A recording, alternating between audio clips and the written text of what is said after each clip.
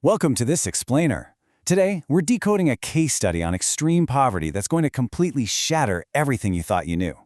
Seriously, forget the standard charity narrative. What we're looking at today is a masterclass in social hacking.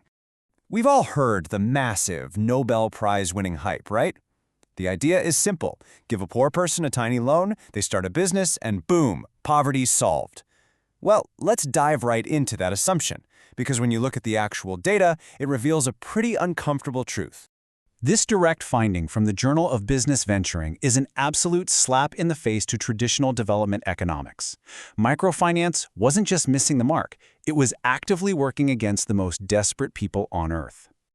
So, here is the crucial point. We all thought the system was a ladder out of poverty. Wrong.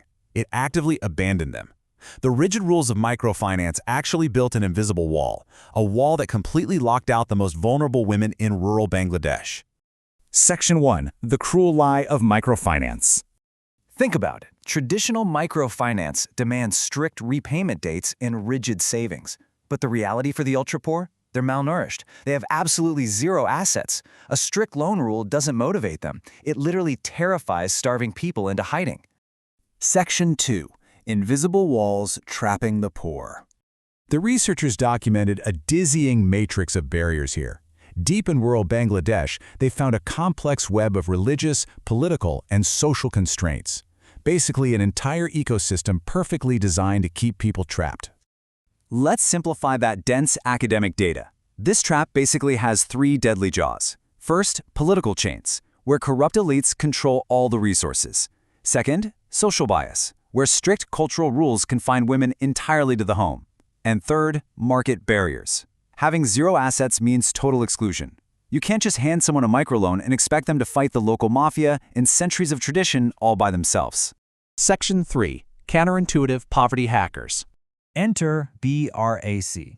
They created a radical new program called Challenging the Frontiers of Poverty Reduction, and they threw the old rulebook completely out the window. No more terrifying loan. Let's walk through their four-step blueprint.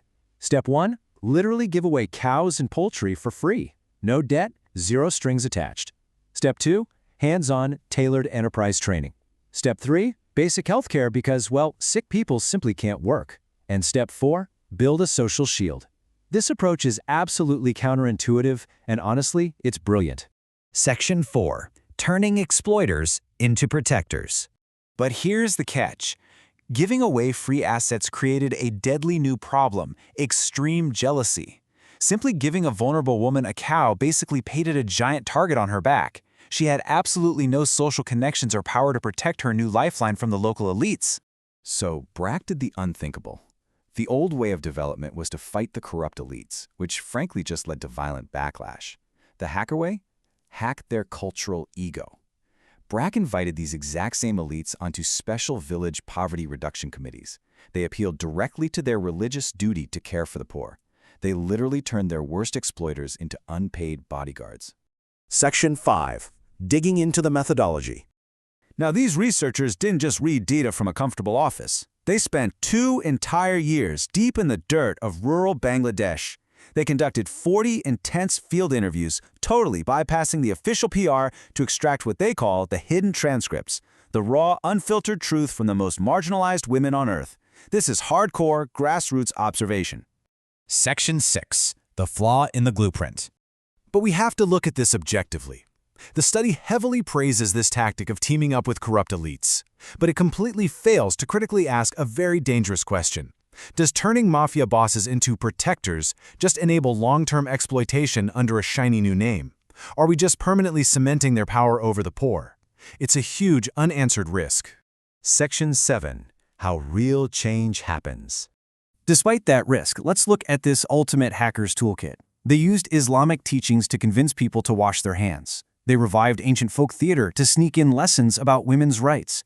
They specifically gave women home-based assets like chickens so they wouldn't break strict cultural taboos by leaving the house.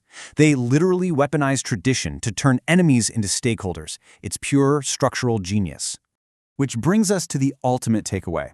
The invisible walls trapping people aren't just in Bangladesh. They're everywhere. So, what are the invisible walls in your own society? And more importantly, how can you hack them? I'm going to leave you with that thought to challenge your own perspective on the systems around you. Keep questioning, keep learning, and until next time, thanks for joining this explainer.